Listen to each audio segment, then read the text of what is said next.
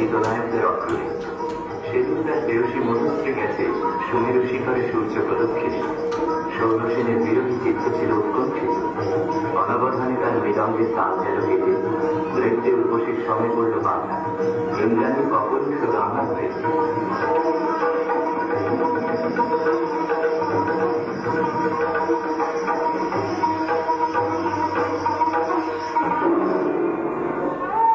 মধুশ্রী ইন্দ্রাণীর পাদপীঠে মাথা রেখে পড়ে রইল। বললেন, গতিও না বিচ্ছেদ দেবী, গতি ভোগ আমাদের একই যোগ্যে, একই দুঃখ ভোগে, একই অবমাননা। সতী সকরুণ দৃষ্টিতে ইন্দ্রের পানে তাকালেন। ইন্দ্র বললেন, তথাস্তু, যাও মস্তে, সেখানে দুঃখ পাবে, দুঃখ দেবে। সেই দুঃখে ছন্দপাতন অপরাধের হয়।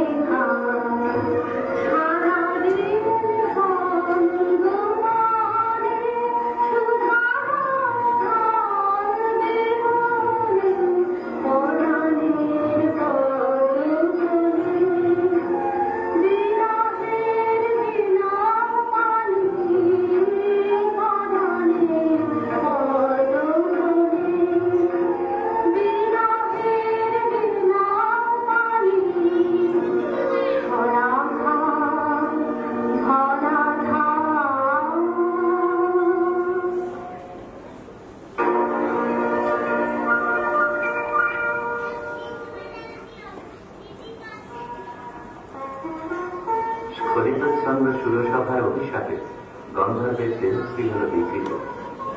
করুণেশ্বর নামে তার জন্ম হল গান্ধী রাজগৃহে।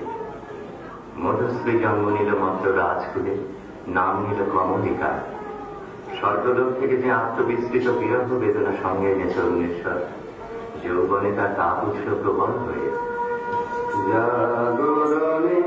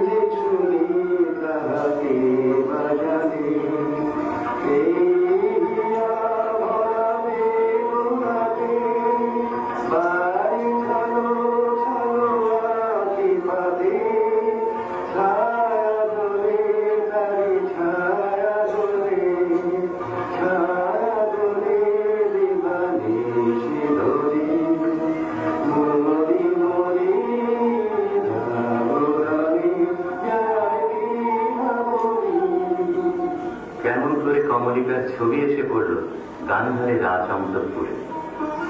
মনে হলো যা হারিয়েছিল এই জন্মের আড়ালে তাই যেন ফিরে ধরা দিল অপরূপ স্বপ্নরূপে। ছবিখানি দিনের চিন্তা রাতের স্বপ্নের পরে আপন ভূমিকা রচনা করবে। তুমি কি বলি ছবি শুধু পথে লিখা, ওই যে সুন্দরী হারিকা যারা ধরে আছে আকাশের নীল, ওই যারা দিল রাত্রি আলো হাতে চলিয়াছে আধারের রাত্রি গ্রহ দ্বারা রবি। তুমি কি তাদের ছবি, তুমি শুধু ছবি, তুমি কি বলে ছবি।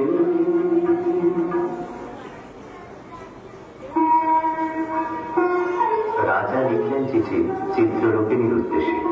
লিখলেন, কখন দিলে তোরা স্বপ্নে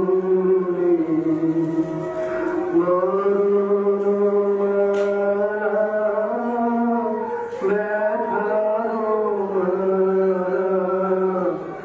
দিলে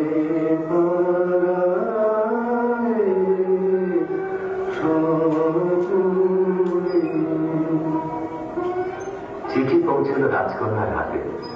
অজানার আহ্বানে তার মন হল উতলা। সখীদের নিয়ে বারবার করে পড়লে সেই চিঠি।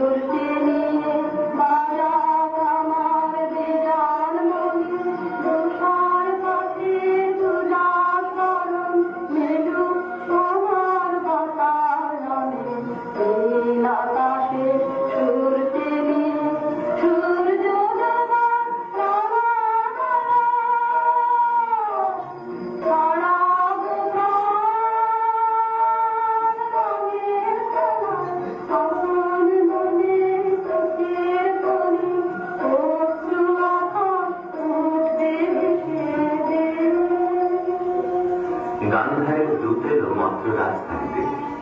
বিবাহ প্রস্তাব শুনে রাজা বললেন, আমার কন্যার দুর্লভ ভাগ্য। সখীরা রাজকন্যাকে গিয়ে বললেন, বাজিবে সখী বাজি বাজিবে, হৃদয় রাজনীতে রাজিবে, বাজিবে সখী বাজি বাজিবে, ভজনা রাখি রাখি তোমারে যাবে ভাসি, অনরে বাজ হাসি সাজিবে, বাজিবে সখী বাজি বাজিবে, নয়নে আখি জল করিবে ছালো ছালো, নয়নে আখি জল করিবে ছালো ছালো, মনে দোলা মনে বাজিবে, মরণে ঘুরছি আমি নাচে যাবে দিয়া, যুগ রাজিবে, বাজিবে সখী বাঁশি বাজিবে। যথালগ্নে রাজহস্তের পৃষ্ঠে রত্নাসনে রাজার প্রতিনিধি হয়ে এলো পরমেশ্বরের পক্ষ বিহারিণী বীণা রাজার অস্ত্রুত আহ্বান সঙ্গে করে। সখীরা দুরদৃষ্ট বন্ধুর আবাহন গান গাইবে।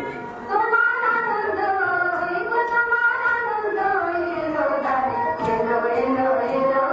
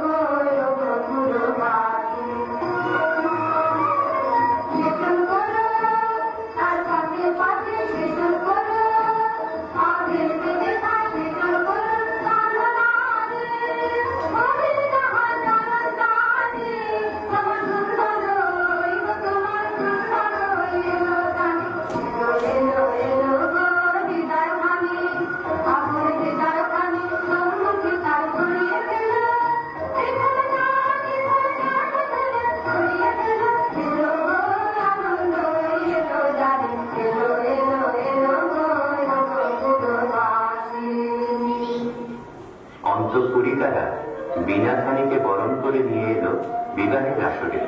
বধূকে আহ্বান করে গাইলে,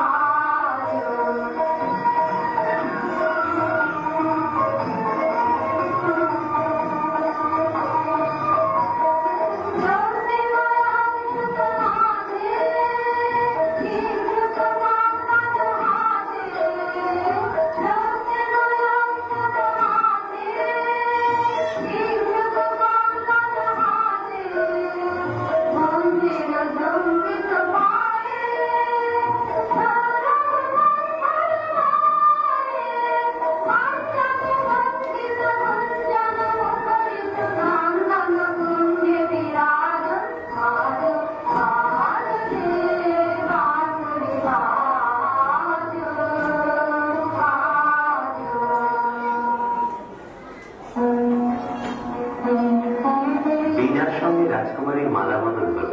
বধূ প্রতিগৃহে যাওয়ার সময় সখীরা সুন্দরকে প্রণাম করে বললে,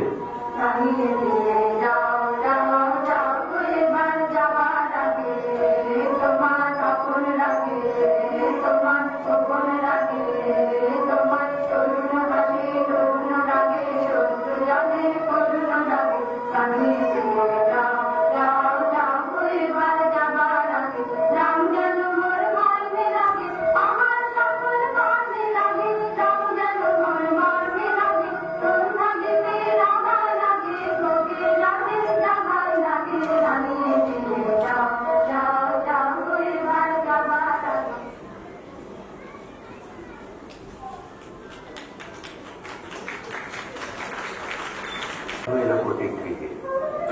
দীপ চলে না, ঘর থাকে অন্ধকার। সেই ঘরে প্রতি রাত্রে স্বামীর কাছে বধূ সমাগম। কমলিকা বলে, প্রভু, তোমাকে দেখবার জন্য আমার দিন আমার নাক পেয়েছে, আমাকে দেখা দাও। এসো এসো আমার ঘরে, এসো আমার ঘরে, কাদের হয়ে এসো, কাদের হয়ে এসো, তুমি নাচো অন্তরে, এসো আমার ঘরে। দুঃখ সুখে দোলে এসো,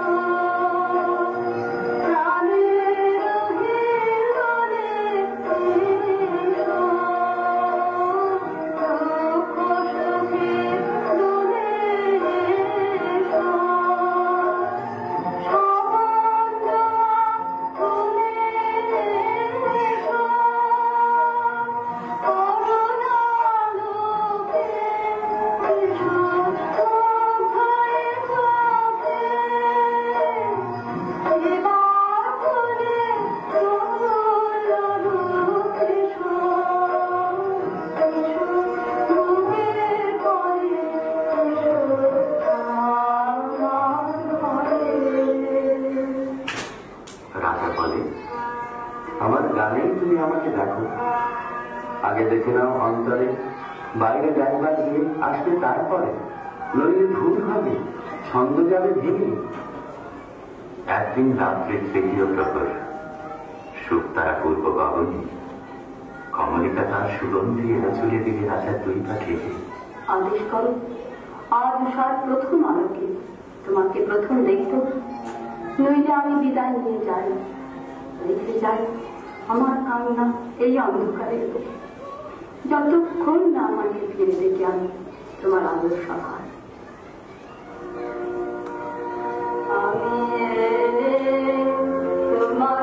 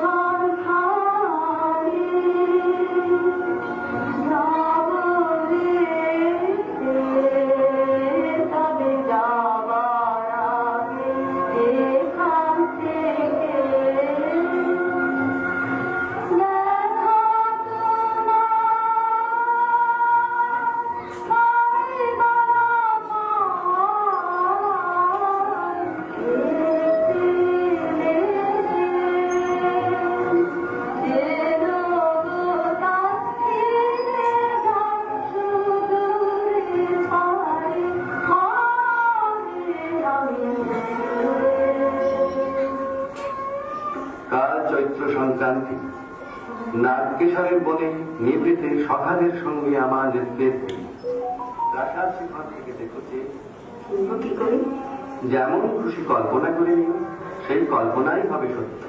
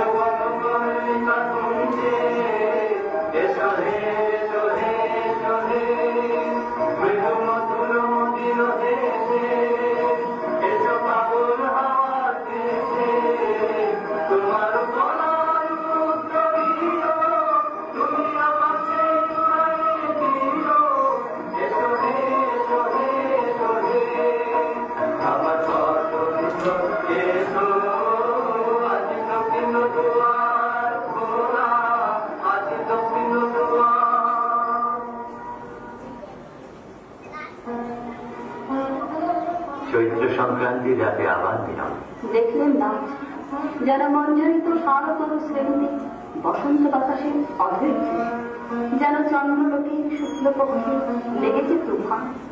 কেবল একজন স্ত্রী কেন রসভঙ্গ করবে, পূজার রাহুল অনুচর কি গুণী পেল প্রবেশে উঠা।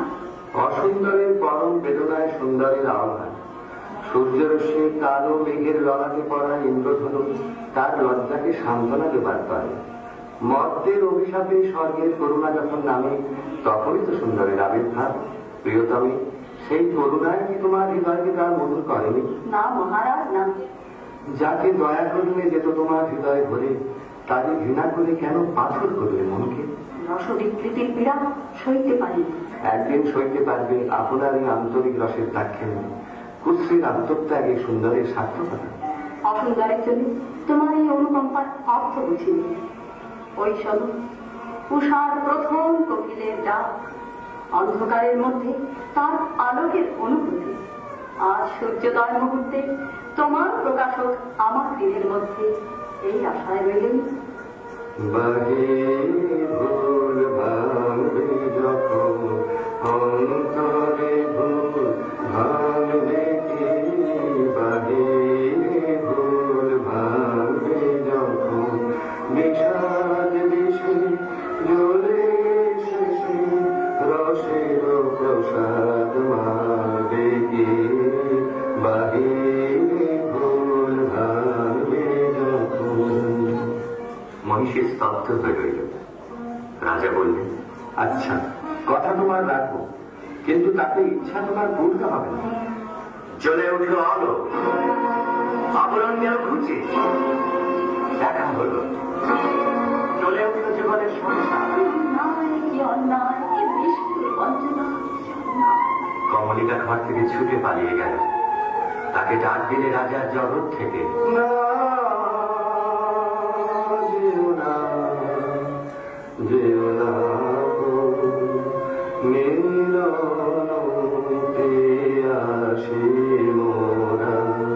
কথা রাখো, কথা রাখো, না যেও না, যেও না আজো বকুল আপনহারা আয় রে, ফুল ফোটানো হয় নিশারা সাজীবনে রে, পথিক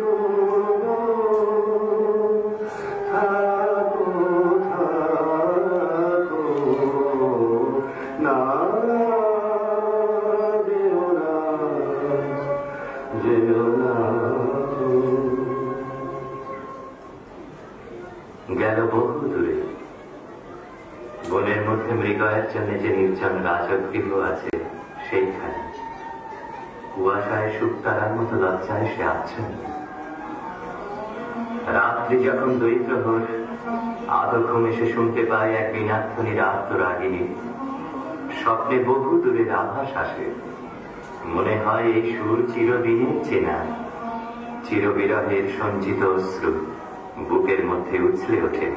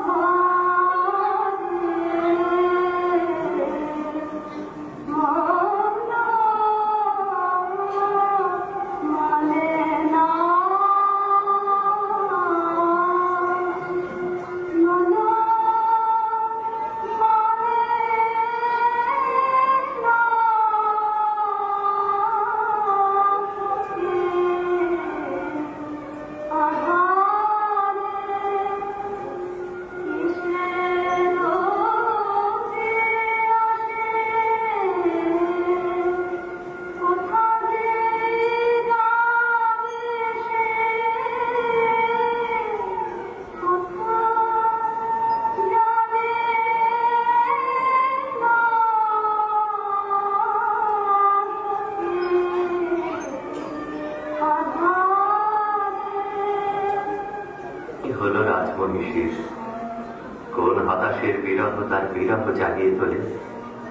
কোন রাত জাগা পাখি নিস্তব্ধ নীড়ে পাশ দিয়ে হু হু করে উড়ে যায়। তার পাখার শব্দে ঘুমন্ত পাখির পাখা উৎসুক হয়ে উঠেছে। বিনার গুঞ্জরণ আকাশে মিলে যায় অন্তহীন অভিসারের পথ। রাগিনী বিছানো সেই শূন্য পথে বেরিয়ে পড়ে তার মন। কার দিকে? দেখার আগে যাকে চিনেছিল, দেখার পরে যাকে ভুলেছিল তার দিকে। বিনায় বাজে বরজের বিরুভর মেঘ। কমলিকা আপন মনে বলে, প্রভু কাতর, প্রভু হতাশ, আর দেখো না, আর দেরি নেই, দেরি নেই। কৃষ্ণপক্ষের চাঁদ ডুবেছে অমাবস্যার তলায়। আধারের রাত গভীর। যাব আজ, আর ভয় করিলে আমার দৃষ্টিকে। পথের শুকনো পাতা পায়ে পায়ে বাজিয়ে দিয়ে গেল সে অসৎ তলায়। সেখানে বীণা বাজছে, মোর বীণায় ওঠে কোন সুরে বাজি, কোন নব চঞ্চল ছন্দে মোর বীণায় ওঠে কোন সুরে বাজি, মময় অন্তর কুণ্ঠিত আজি, নিখিলের হৃদয় স্পন্দে মোর বীণায় ওঠে কোন সুরে বাজি, আসে কোন তরুণ রসান্ত তুমি পিতব সন্তান্ত, আলোকের দীপ্তে বলান্ত, মুখরিত নদীর আনন্দে মোর বীণায় ওঠে কোন সুরে বাজি, অম্বর ক্রন্দন মাঝে ঈশ্বর মন্দির গুঞ্জে, অদ্ভুত সেই তালি বাজে করতালি পল্লব কুঞ্জে, তার পদ পরশম আশা দিনে দিনে ওর দিল ভাষা, তার পদ পরশম আশা দিনে দিনে ওর দিল ভাষা, সমীরণ বন্ধন হারা উন্মন কোন কোন গন্ধে মোর বীণায় ওঠে কোন সুরে বাজি। বীণা থামল, মহিষী থমকে দাঁড়ালো। ভয় করো না প্রিয়ে, ভয় করো না।